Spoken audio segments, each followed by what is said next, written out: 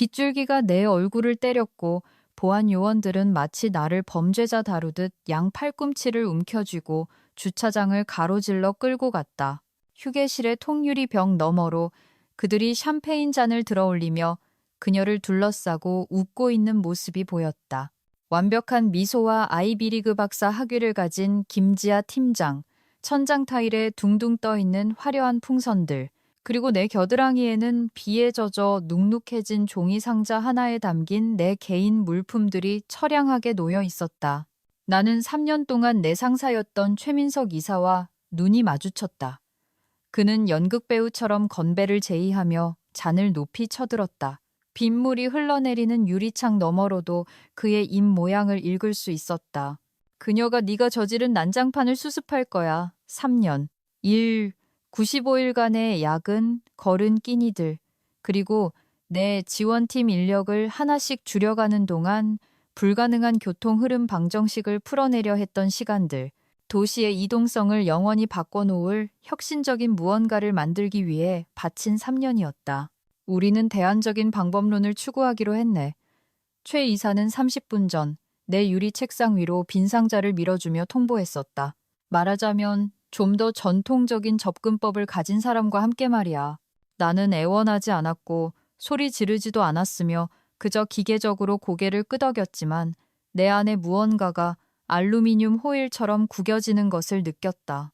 내 인생의 3년, 나의 천재성, 나의 피와 땀이 회사 측의 거칠에 섞인 인사말과 수동태 문장들로 묵살당했다. 매일 아침 나에게 웃어주던 경비원 박씨 아저씨조차 이제는 내 눈을 피하며 내가 10년 된 낡은 경차 조수석에 젖은 상자를 던져 넣는 모습을 지켜볼 뿐이었다. 규정이라서요. 그가 거의 미안하다는 듯 중얼거렸다.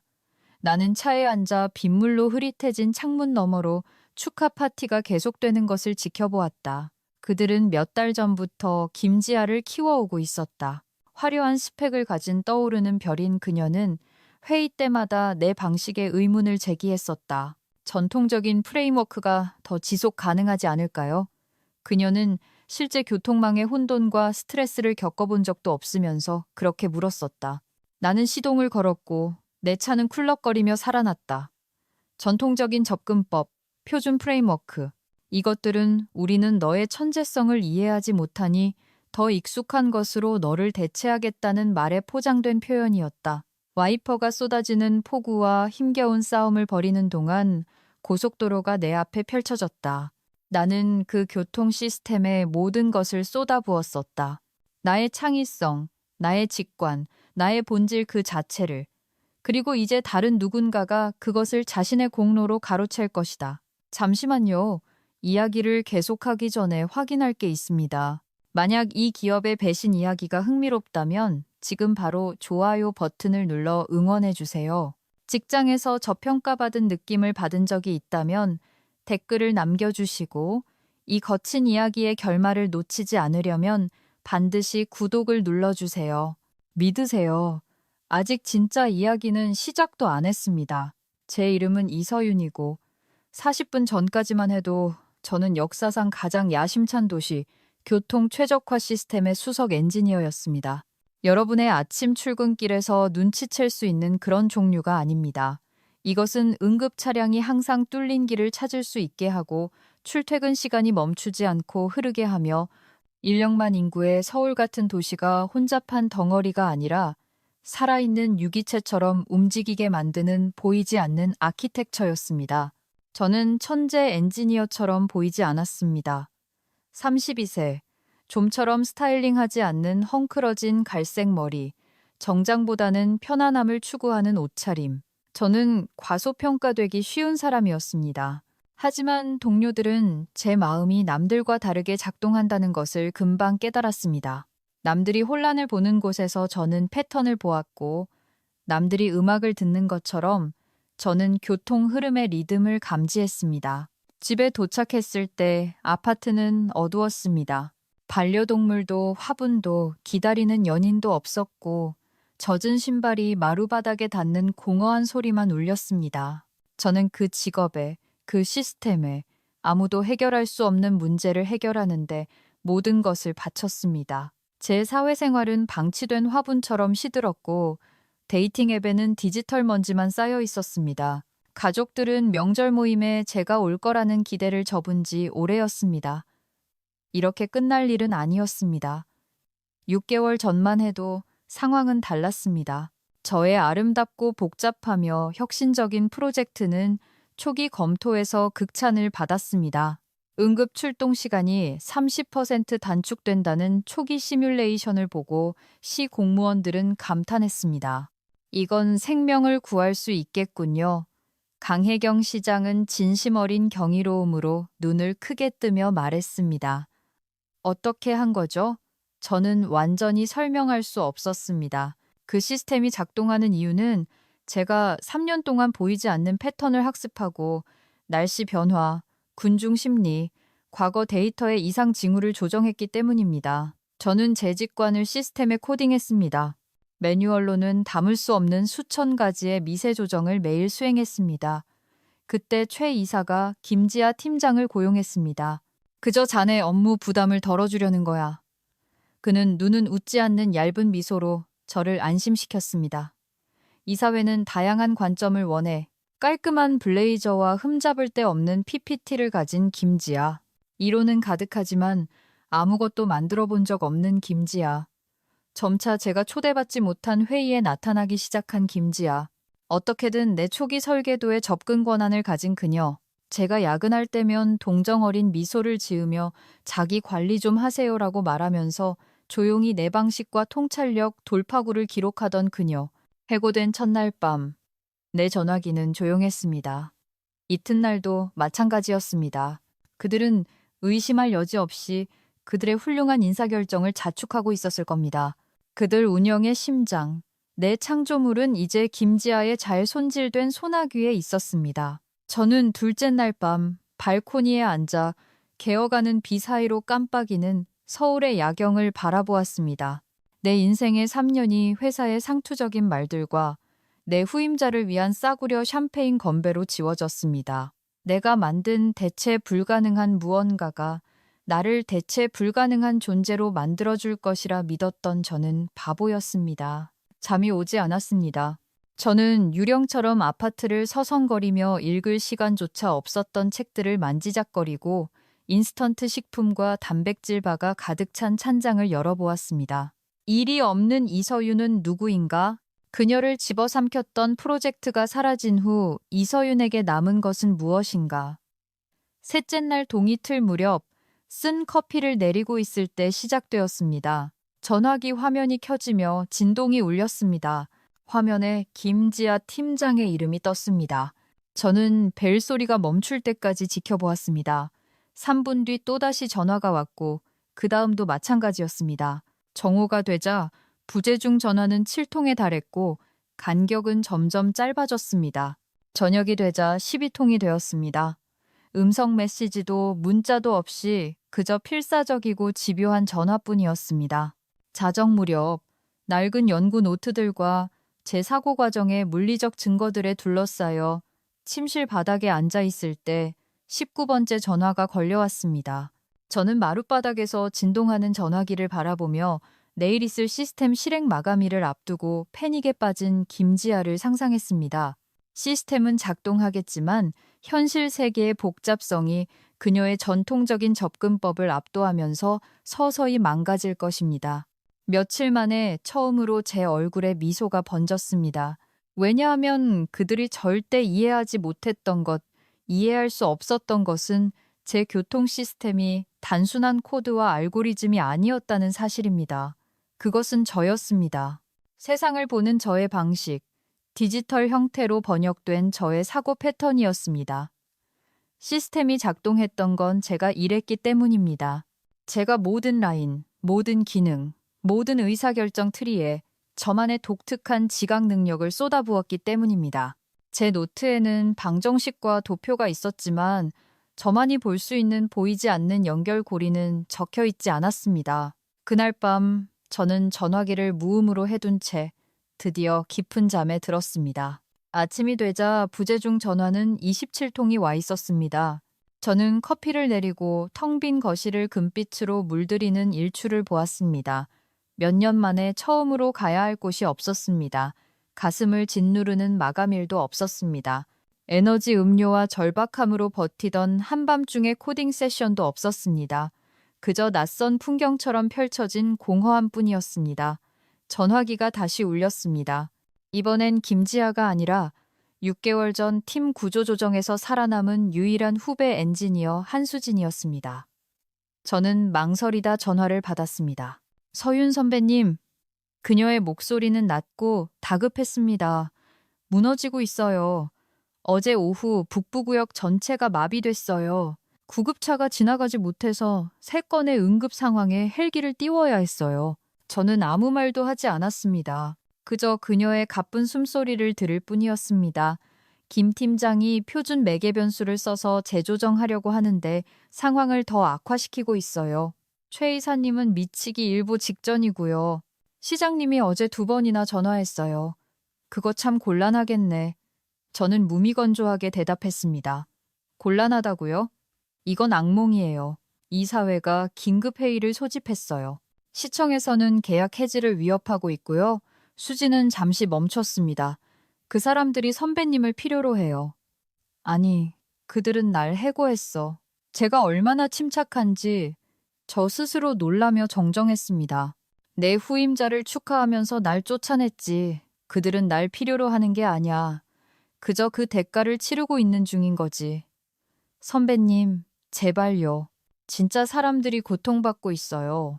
그 말은 마치 명치를 한 대 맞은 것 같았습니다. 거만한 미소를 짓던 최 이사나 내 자리를 훔친 김지아만이 아니었습니다. 그저 일상을 살아가려 애쓰는 평범한 시민들. 저는 눈을 감았습니다. 끊어야겠어, 수진아. 잠깐만요. 저는 전화를 끊고 조심스럽게 내려놓은 뒤 창가로 걸어갔습니다. 도시가 아래로 펼쳐져 있었습니다. 저만의 독특한 리듬과 흐름, 제가 수년간 이해하려 노력했던 인간 이동의 복잡한 네트워크를 가진 나의 도시, 기업의 오만함 때문에 사람들이 고통받고 있었습니다. 1시간 뒤 초인종이 울렸습니다. 문을 열기 전부터 누구일지 알고 있었습니다. 최 이사가 서 있었습니다. 평소의 깔끔한 모습은 온데간데 없고 헝클어진 모습이었습니다. 은회색 머리는 한쪽이 기이하게 뻗쳐 있었고 넥타이는 느슨해졌으며 눈 밑에는 짙은 다크서클이 드리워져 있었습니다. 서윤 씨, 그가 절박한 눈빛과는 어울리지 않는 비굴한 미소를 지으려 애쓰며 말했습니다. 들어가도 될까? 저는 문간에서 비키지 않았습니다. 왜요? 업무적으로 할 얘기가 있어. 저는 더 이상 이사님 직원이 아닙니다. 보안 요원 에스코트랑 제 후임자를 위한 샴페인 건배 기억 안 나세요? 그가 움찔했습니다. 타이밍이 안 좋았어. 과연 그랬을까요? 아니면 제가 나가는 길에 모욕을 주려고 작정했던 건가요? 보세요. 지금 시스템 구현에 기술적인 문제가 좀 생겼어. 김 팀장도 뛰어나지만 자네 아키텍처에서 예상치 못한 변수들을 마주하고 있거든. 저는 문틀에 기대어 섰습니다. 제가 저지른 난장판 말인가요? 잔을 들어 올리며 그렇게 말씀하셨잖아요. 그의 가면이 살짝 금이 갔습니다. 제가 입모양을 읽는다는 말은 안 했었죠. 이사님, 당신들이 내 말을 끊고 떠들어대던 그 모든 회의 시간 동안 개발한 기술이거든요. 그가 자세를 고쳐 잡으며 태세를 전환했습니다. 도시가 심각한 혼란을 겪고 있어. 응급 서비스가 마비됐다고. 이건 업무적 불화보다 더 큰 문제야. 맞아요. 제가 고개를 끄덕였습니다. 그토록 기대하시던 김지아 팀장의 전통적인 접근법을 보여줄 아주 훌륭한 기회 같네요. 서윤 씨, 제발. 자문 계약을 제한하겠네. 이전 연봉의 3배를 주지. 그냥 시스템 안정화만 도와줘. 저는 제 인생 3년을 난장판으로 치부했던 남자를 바라보았습니다. 범죄자처럼 끌려나가는 저를 지켜보았던 제 책상이 식기도 전에 후임자와 건배했던 그 남자. 싫습니다. 뭐라고? 안 한다고요. 당신이 날 해고했던 것과 똑같이 거절합니다. 그의 얼굴이 굳어졌습니다. 이건 자존심 세울 문제가 아니야. 말 그대로 사람 목숨이 걸려 있어. 항상은 그랬죠. 그래서 당신이 분기 실적 올리려고 내 팀을 자를 때도 저는 그 시스템을 완벽하게 만들려고 주 60시간씩 일했습니다. 응급 차량 경로 최적화하느라 동생 결혼식도 못 갔어요. 휴일도 휴가도 잠도 반납했죠. 제 목소리는 여전히 차분했습니다. 내가 그들을 위해 모든 걸 희생할 땐 생명 따위 신경도 안 쓰셨잖아요. 이사회에 보고하겠어. 그가 협박했습니다. 이 업계에서 다시는 일 못하게 만들 거야. 저는 미소 지었습니다. 그럼 그러세요. 당신이 이 인수인계 과정을 얼마나 엉망으로 관리했는지 똑바로 말하세요. 지식 이전도 확실히 안 해놓고 시스템을 이해하는 유일한 사람을 왜 해고했는지 설명해 보시죠. 당신의 리더십에 아주 감명받을 겁니다. 그의 얼굴에서 핏기가 가셨습니다. 원하는 게 뭐야? 제 아파트에서 나가주시는 거요.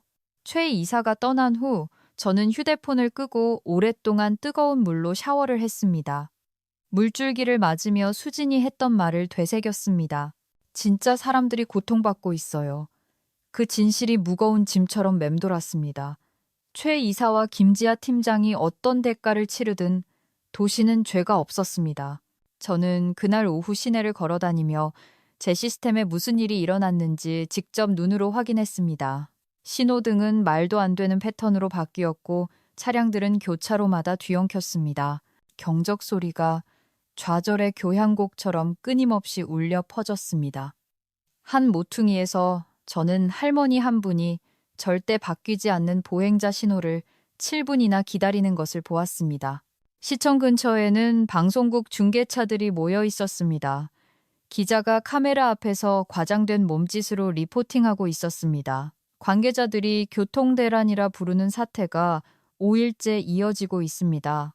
해결책은 보이지 않는 가운데 저녁이 될 무렵 저는 결정을 내렸습니다. 최 이사를 위해서도 회사를 위해서도 아닌 이 도시를 위해서였습니다. 저는 수진에게 전화했습니다. 구체적인 상황이 필요해. 시스템에 정확히 무슨 일이 벌어지고 있는 거야? 그녀의 안도하는 숨소리가 들렸습니다. 김 팀장이 표준 알고리즘 패키지를 적용하려고 했어요. 시뮬레이션에서는 잘 돌아갔는데 실제 상황에서는 붕괴했어요. 선배님 코드가 어떤 구역에서는 작동하는데 왜 어떤 구역에서는 안 되는지 이해를 못해요. 왜 어떤 교차로는 적응하는데 다른 곳은 멈추는지. 일관된 규칙이 없는 곳에서 규칙을 찾고 있으니까 그렇지. 저는 설명했습니다. 시스템은 교과서 원리를 따르지 않아 적응형이고 유기적이야. 내가 김 팀장에게 말하려고 했던 게 그거야. 그 여자는 선배님 문서화가 불충분하다고 계속 말해요.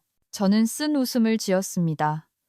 내 문서화는 꼼꼼해. 그냥 자기가 읽고 있는 걸 이해하지 못하는 것뿐이지. 도와주실 거죠. 조언이라도요. 저는 잠시 망설였습니다. 생각 좀 해볼게. 다음 날 아침 모르는 번호로 문자가 왔습니다. 주소, 시간, 그리고 5단어. 제발 도시를 위해서요. 강혜경 시장. 저는 그 주소를 알았습니다. 회사 본사에서 멀리 떨어진 작은 카페였습니다. 중립지대, 똑똑하군. 제가 도착했을 때 강혜경 시장은 지쳐 보였습니다. 마비된 도시의 무게가 얼굴의 주름에 고스란히 드러나 있었습니다. 제가 구석 테이블로 다가가자 그녀가 일어섰습니다. 와주셔서 감사합니다. 그녀가 손을 내밀며 말했습니다. 아직 아무것도 약속하지 않았습니다. 저는 앉으며 상기시켰습니다. 알고 있습니다. 그녀가 커피를 주문하라는 신호를 보냈습니다. 하지만 여기 오셨다는 건 도시의 이동성을 영원히 바꿔놓을 시스템을 설계했을 때와 마찬가지로 이 도시에 무슨 일이 일어나는지 신경 쓰고 계시다는 뜻이겠죠. 바꿔놓을 수도 있었던 시스템이죠. 당신의 전 고용주는 시스템을 완전히 셧다운하고 구형 시스템으로 되돌리는 걸 고려 중입니다. 내 창조물이 폐기될지도 모른다는 생각에 뜻밖의 고통을 느꼈습니다. 그건 유감스럽네요. 재앙이 될 겁니다. 그녀가 정정했습니다. 응급 출동 시간이 40%나 늘어났어요. 구급차가 더 빨리 도착했다면 막을 수 있었던 사망사고가 2건이나 발생했습니다. 학교 버스도 제 시간에 운행을 못하고 사람들은 출근을 못합니다. 직원이 커피를 가져왔습니다. 저는 따뜻한 머그잔을 감싸주며 시간을 벌었습니다. 부당한 대우를 받으셨다는 거 압니다. 시장이 부드럽지만 단호한 목소리로 말을 이었습니다. 개발 과정에서 당신의 헌신을 받습니다. 당신이 만든 것의 천재성을 받고 당신이 프로젝트에서 제외되었다는 사실을 알고 충격받았습니다. 그들이 제가 제외됐다고 했나요? 아니면 제가 떠났다고 했나요? 그녀가 제 눈을 똑바로 바라보았습니다. 다른 기회를 찾아 떠났다고 했습니다. 저는 그것이 다른 의미를 가진 기업의 언어라는 걸 알았습니다. 경고도 없이 해고당했습니다. 제 방식을 이해하지도 못하면서 의문만 제기하던 사람으로 교체됐죠. 보안 요원에게 끌려나가는 동안 그들은 파티를 열었고요. 그녀가 인상을 찌푸렸습니다. 정말 유감입니다. 하지만 지금 1력만 시민이 고통받고 있습니다. 당신이 만든 시스템, 아름답게 작동하던 그 시스템이 당신 없이 실패하고 있기 때문입니다. 그건 기초적인 접근법도 이해하지 못한 채 누구나 맡을 수 있다고 생각한 그들 탓에 실패한 겁니다. 증명된 결과보다 스펙을 중요시했기 때문이고 알아요. 그녀가 말을 끊었습니다. 그리고 그들이 치명적으로 틀렸죠. 하지만 그들을 처벌하는 건 다른 모든 사람을 처벌하는 것과 같습니다. 저는 갈등하며 커피를 내려다보았습니다. 시장이 테이블 너머로 손을 뻗었지만 제 손을 잡지는 않았습니다. 이걸 고칠 수 있게 도와주세요. 그들이 아니라 도시를 위해서요. 시청 자문위원으로 직접 고용하겠습니다. 회사를 완전히 배제하고요. 시스템 소유권은 그들에게 있지만 우리에게 라이선스를 줬습니다. 그리고 지금 그들은 기능하지 않는 인프라를 제공함으로써 계약을 위반하고 있습니다. 우리에게 법적 근거가 있어요. 며칠 만에 처음으로 분노 너머에 어떤 불꽃을 느꼈습니다. 가능성이었습니다. 몇 가지 보장이 필요합니다. 제가 천천히 입을 열었습니다. 완전한 창작 통제권, 특허, 백서, 모든 것에 제 이름을 넣을 것. 그리고 팀원은 제가 직접 뽑습니다. 강혜경 시장의 눈이 살짝 커졌습니다. 이미 생각하고 계셨군요. 전 항상 생각합니다. 잠을 많이 못 자는 이유이자 제 가장 큰 강점이죠. 그녀가 고개를 끄덕였습니다. 그렇게 하죠. 그 회의를 마치고 집으로 걸어가는 길에 수진에게서 문자가 왔습니다. 내일 긴급 이사회 소집. 최 이사가 시스템 전체 재구축이 필요하다고 주장함. 김 팀장은 선배님 코드에 사보타주고의 파괴가 있다고 비난 중. 도와주세요. 저는 혼자 미소 지었습니다. 사보타주라 당연하지. 화려한 학위와 전통적 사고방식을 가진 김지아가 단순히 내가 만든 것을 이해하지 못했다는 걸 인정할 리 없으니까. 자신의 한계보다는 고의적인 방해 공작이어야만 했겠지. 그날 밤 노트를 정리하고 다음을 준비하고 있을 때 김지아 본인에게서 마지막 전화가 왔습니다. 저는 마지막 벨이 울릴 때 전화를 받았습니다. 이서윤 씨. 그녀의 목소리는 긴장되고 절제되어 있었습니다. 얘기 좀 해요. 지금 하고 있잖아요. 제가 대답했습니다. 당신이 무슨 짓을 했는지 알아요. 그녀의 어조에 담긴 비난은 명백했습니다. 내가 정확히 무슨 짓을 했는데 지아 씨? 당신도 알잖아. 누락된 프로토콜, 문서화되지 않은 오버라이드, 의도적으로 헷갈리게 만든 변수명들. 내가 실패하도록 덫을 놓은 거잖아. 저는 진심으로 즐거워 웃음을 터뜨렸습니다. 그게 당신 생각이야? 내가 해고될 걸 미리 예측하고 아무도 못 돌리게 시스템을 일부러 망가뜨려 놨다고? 그럼 왜 시스템이 제대로 작동하지 않는지 설명해봐. 아마 시스템은 정상적으로 작동하고 있는 걸지도 몰라. 당신이 그게 어떻게 작동해야 하는지 모르는 것일 뿐. 우리 사이에 침묵이 흘렀습니다. 마침내 그녀가 입을 열었습니다. 목소리가 작아져 있었습니다. 도와주세요. 도와달라는 말. 그 세 마디가 김지아의 자존심에 얼마나 큰 상처를 냈을지 짐작이 갔습니다. 저는 그녀가 감당할 수 있다고 자신만만하게 믿었던 것들의 잔해 속에 서 있는 모습을 상상하며 그 순간을 만끽했습니다. 흥미롭네. 제가 무덤덤하게 대답했습니다. 일주일 전만 해도 이사회에서 내 방식이 불필요하게 복잡하다고 설명했잖아. 내가 틀렸어요. 그녀가 인정했습니다. 꽉 막힌 목소리였습니다. 이 시스템은 기존의 상식으로는 이해할 수 없어요. 아니, 당신의 이해를 넘어선 거지. 차이가 있어. 그녀의 숨소리가 변했습니다. 침착함을 유지하려 애쓰는 날카로운 숨소리였습니다. 사람들이 고통받고 있어요, 서윤 씨. 날 어떻게 생각하든 시민들이 이런 일을 당할 이유는 없잖아요. 시장이 했던 것과 같은 논리, 똑같은 도덕적 무게가 제 어깨를 눌렀습니다. 만납시다. 제가 마침내 말했습니다. 사무실 말고 시립도서관 본관 3층 스터디룸. 내일 아침 10시. 고마워요. 그녀가 안도의 숨을 내쉬었습니다. 자료 다 챙겨갈게요. 아무것도 가져오지 마. 제가 말을 끊었습니다. 노트북, 태블릿 다 필요 없어. 몸이랑 펜 하나만 가져와. 전화를 끊고 창가에 서서 고군분투하는 도시 위로 밤이 내려앉는 것을 지켜보았습니다. 제 시스템이 완벽하게 교통 흐름을 조절했어야 할 곳에서 가로등들이 불규칙하게 깜빡였습니다. 멀리서 사이렌 소리가 들려왔습니다. 제 시스템이 뚫어줬어야 할 혼잡을 뚫고 지나가는 또 다른 응급 차량이었습니다.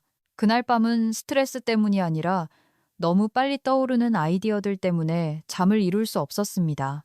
새벽이 되자 저는 고장난 것을 고치는 수준을 넘어선 계산과 도표, 계획들로 새 노트를 가득 채웠습니다.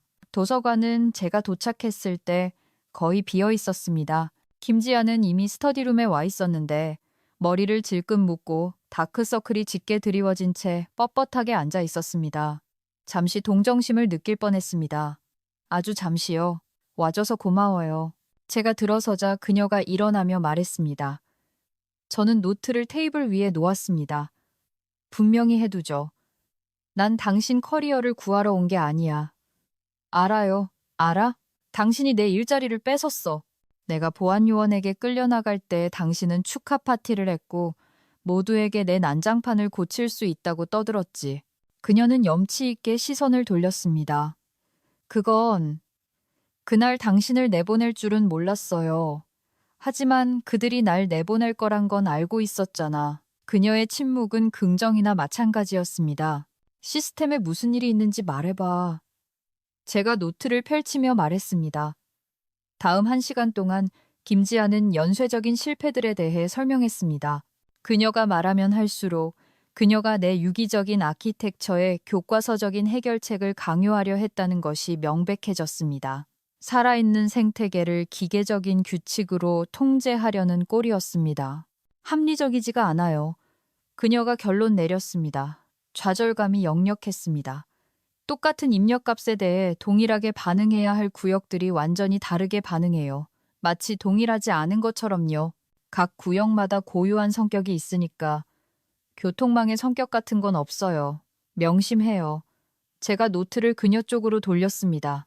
당신은 시스템이 정적인 알고리즘 위에 지어졌다고 생각하고 다루고 있지만 사실은 당신이 측정조차 하지 않는 수천 개의 미묘한 변수들에 반응하고 있는 거야. 그녀는 제 도표를 멍하니 쳐다보았습니다. 이건 문서 어디에도 없던 내용이에요. 전통적인 방식으로는 문서화할 수 없으니까. 이건 규칙에 관한 게 아니야. 대부분의 엔지니어들이 중요하지 않다고 여기는 요인들 간의 관계에 관한 거지. 그녀의 미간이 혼란으로 구겨졌습니다. 예를 들면요. 야구 경기가 있는 날에는 경기장 교통량을 감안하더라도 북부구역의 흐름이 달라진다는 사실 같은 거. 운전자들의 심리가 변하니까. 아니면 비가 올 때 시내 중심가는 차량 위치에 따라 보행자들의 패턴이 달라지기 때문에 신호 타이밍이 달라져야 한다는 거. 그런 걸 시스템화하는 건 불가능해요. 불가능한 게 아니라 기존 접근법을 넘어선 거지. 저는 노트를 덮었습니다. 그게 당신이 실패하고 있는 이유고 그녀의 얼굴이 굳어졌습니다. 그래서 도와줄 거예요? 아직 결정 안 했어. 조건이 뭐야? 원하는 금액을 말해요. 저는 그녀를 유심히 보았습니다. 제자리를 너무나 자신만만하게 꿰차고 들어와 내가 더 잘할 수 있다며 수년간의 제 노력을 가볍게 무시했던 이 여자를요. 돈은 필요 없어. 제가 마침내 말했습니다. 난 진실을 원해. 무슨 뜻이죠? 내가 누굴 돕기 전에 이사회가 정확히 무슨 일이 있었는지, 내 시스템이 실제로 어떻게 작동하는지, 왜 당신 관리하에서 실패했는지 가감없는 진실을 이해하길 원한다는 거야. 그녀의 얼굴이 창백해졌습니다. 내가 실패를 인정하길 바라는 거예요? 관련된 모든 사람의 책임 있는 태도를 원해. 김지아는 자신의 손을 내려다보았습니다. 최 이사님은 절대 동의 안 할 거예요. 그는 이사회에 당신 시스템이 처음부터 근본적으로 결함이 있었다고 보고하고 있어요. 그래서 날 데려온 거라고요. 그럼 도시는 계속 마비된 상태로 있겠네. 제가 자리를 뜨려고 일어서자 김지아가 테이블 너머로 손을 뻗었습니다. 제 팔에 닿지는 않았습니다. 잠깐만요. 만약 최 이사님 없이 내가 진실을 말한다면요. 내일 긴급 이사회에서요. 저는 멈췄습니다. 왜 그러려고. 당신 말이 맞으니까요. 내가 틀렸고 이건 더 이상 커리어 문제가 아니에요. 책임의 문제지. 그녀의 갑작스러운 도덕적 각성을 완전히 믿지는 않았지만 저는 고개를 끄덕였습니다. 내일 회의 아주 주의 깊게 지켜보겠어. 도서관을 나설 때 전화가 울렸습니다. 강혜경 시장입니다. 자문 계약 승인받았습니다. 그녀가 서두 없이 말했습니다. 회사를 완전히 건너뛰고 시와 직접 계약하는 조건입니다. 당장 시작하시죠. 내일 먼저 확인해야 할 일이 있습니다. 제가 대답했습니다. 결과를 봐야 할 이사회가 있거든요. 기업 정치 노름할 시간 없어요, 서윤 씨. 상황은 매 시간 악화하고 있습니다. 24시간은 구조적인 문제에 큰 차이를 주지 않겠지만 우리가 그걸 고친 뒤에 일어날 일에는 엄청난 차이를 만들 겁니다. 잠시 침묵이 흘렀습니다. 계획이 있으시군요. 전 항상 계획이 있습니다. 단지 남들보다 덜 전통적일 뿐이죠. 그날 저녁, 수진이 다시 전화했습니다. 김 팀장이 오후 내내 문 잠그고 회의실에 있었어요. 뭔가 일어나고 있어요. 좋아. 제가 대답했습니다. 좋다고요? 최 이사님은 프로젝트 전체를 폐기해야 한다고 떠들고 다녀요. 3년의 노력이 사라진다고요? 내 노력이지. 제가 그녀에게 상기시켰습니다. 그리고 그건 아무데도 안 가.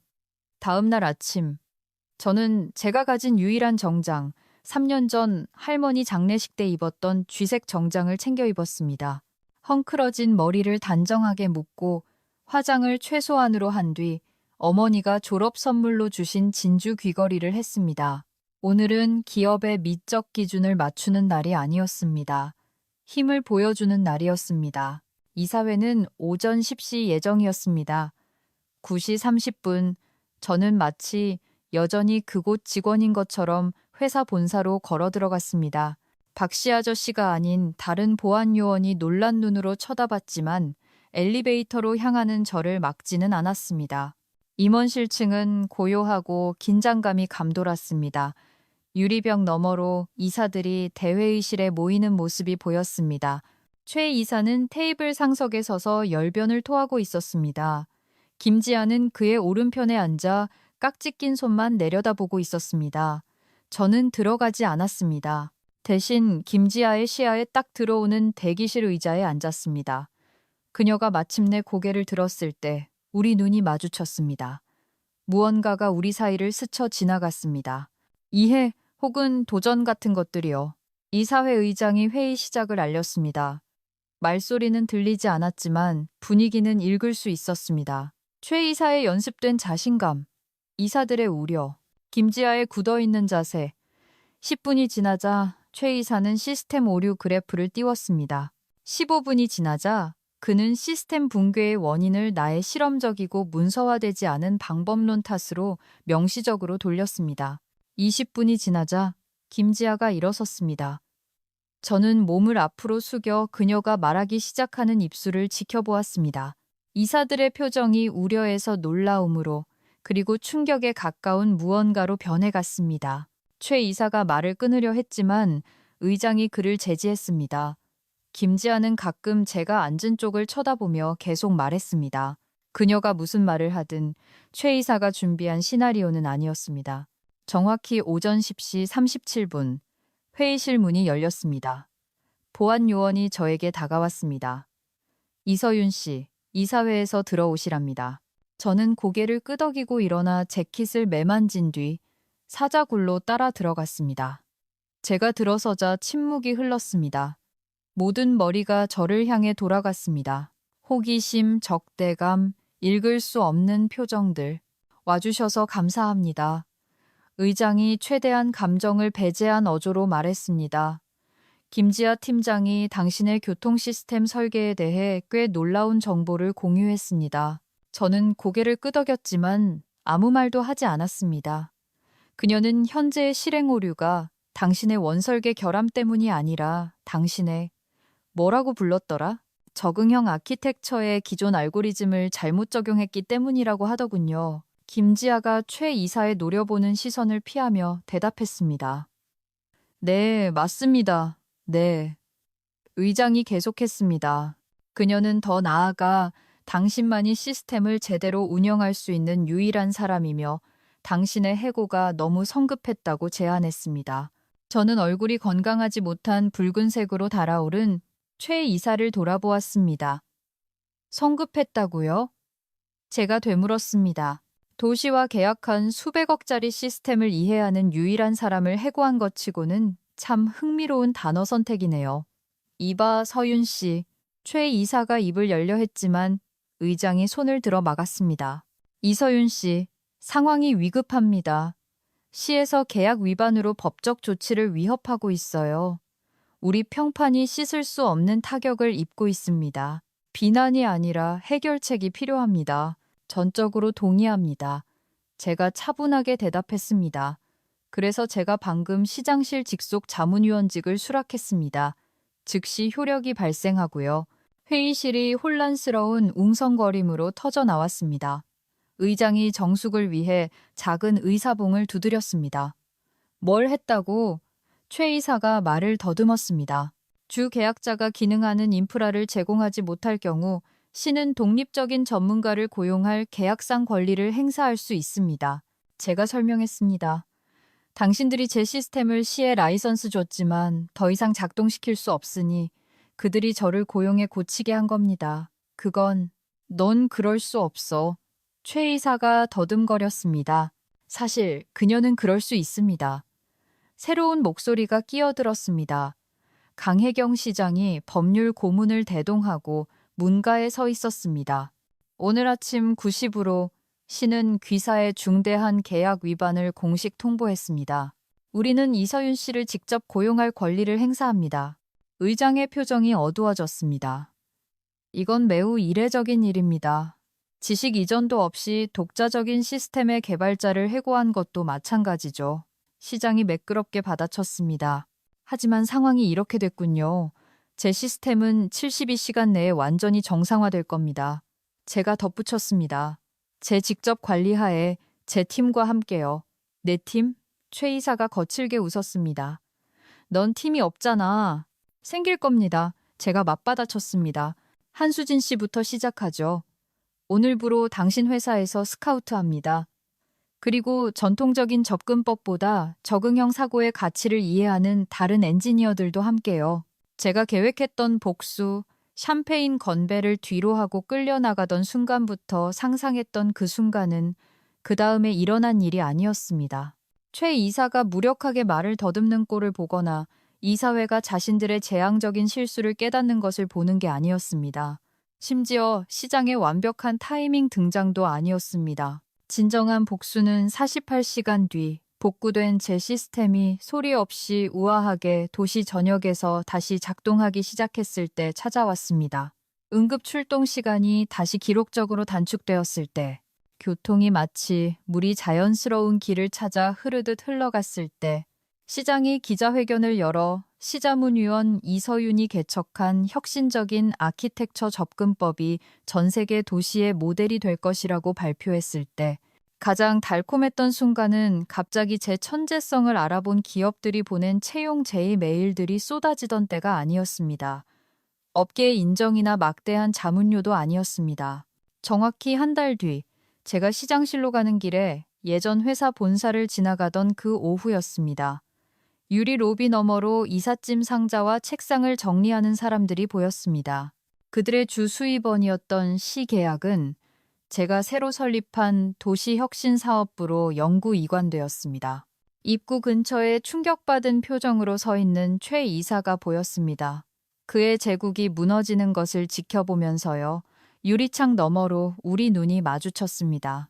저는 웃지도 고소해하지도 않았습니다. 그저 한번 고개를 끄덕이고는 계속 걸어갔습니다. 시청에는 저를 기다리는 뛰어나고 색다르게 생각하는 제 팀원들이 있었으니까요. 진정한 복수는 파괴가 아닙니다. 빼앗긴 것의 잿더미 위에서 더 나은 것을 만들어내는 것입니다. 저와 함께 이 여정의 끝까지 오셨다면 과소평가받고 무시당했다가 정당함을 증명받는 기분이 어떤지 아실 겁니다. 여러분의 직업적 재기 이야기를 댓글로 공유해 주세요. 색다른 사고의 힘을 믿으신다면 이 영상에 좋아요를 눌러주시고 기업의 독성을 이겨낸 더 많은 승리 이야기를 듣고 싶으시다면 구독해 주세요. 때로는 최고의 복수는 단순한 성공이 아니라 판을 완전히 바꿔버리는 것이니까요.